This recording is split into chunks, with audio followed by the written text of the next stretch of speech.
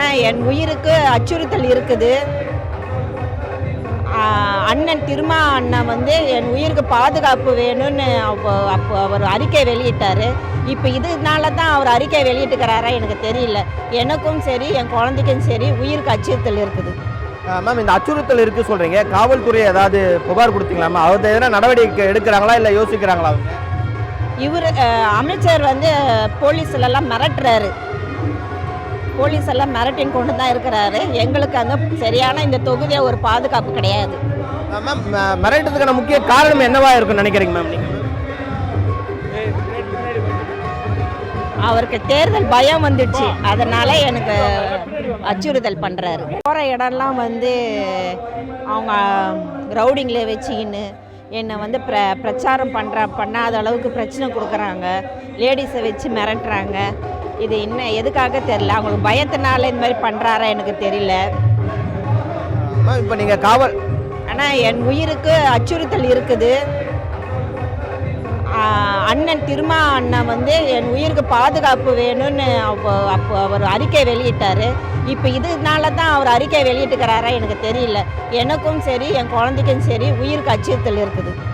Ma'am, இந்த அச்சுறுத்தல் இருக்குது சொல்கிறீங்க, காவல்துறை ஏதாவது புகார் கொடுத்தீங்களாமா? அவர் எதனா நடவடிக்கை எடுக்கிறாங்களா இல்லை யோசிக்கிறாங்களா அவங்க? இவர் அமைச்சர் வந்து போலீஸ்லலாம் மிரட்டுறாரு. போலீஸ் எல்லாம் மிரட்டின் கொண்டு தான் இருக்கிறாரு. எங்களுக்கு அந்த சரியான இந்த தொகுதியை ஒரு பாதுகாப்பு கிடையாது. மேம், மிரட்டுறதுக்கான முக்கிய காரணம் என்னவா இருக்குன்னு நினைக்கிறீங்க மேம் நீங்கள்? அவருக்கு தேர்தல் பயம் வந்துடுச்சு, அதனால எனக்கு அச்சுறுத்தல் பண்ணுறாரு. குறிப்பாக நான் இந்த திருவிக நகர் தொகுதியில் தொடர்ச்சியாக நாங்கள் தேர்தல் பரப்புரைகளில் ஈடுபட்டு வருகிறோம். ஆனால் அமைச்சர் அவர்கள் எங்களுக்கு தொடர்ச்சியாக அச்சுறுத்தல்களில் வந்து ஈடுபட்டு வருகிறார். நிச்சயமாக இந்த அச்சுறுத்தல் வந்து எங்களை எதுவும் செய்யாதுன்னு நாங்கள் நிச்சயமாக வெற்றி பெறும் என்றும் ஆம்ஸ்ட்ராங் பொற்கொடி தெரிவித்திருக்கிறார். மாலை முரசு செய்திகளுக்காக ஒளிப்பதிவாளர் சரண்குமாருடன் செய்தியாளர் சுரேஷ். போகிற இடம்லாம் வந்து அவங்க ரவுடிங்கில் வச்சுக்கின்னு என்னை வந்து பிரச்சாரம் பண்ணாத அளவுக்கு பிரச்சனை கொடுக்குறாங்க. லேடிஸை வச்சு மிரட்டுறாங்க.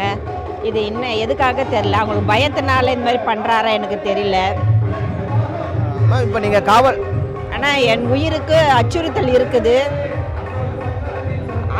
அண்ணன் திருமா அண்ணன் வந்து என் உயிருக்கு பாதுகாப்பு வேணும்னு அப்போ அவர் அறிக்கை வெளியிட்டார்.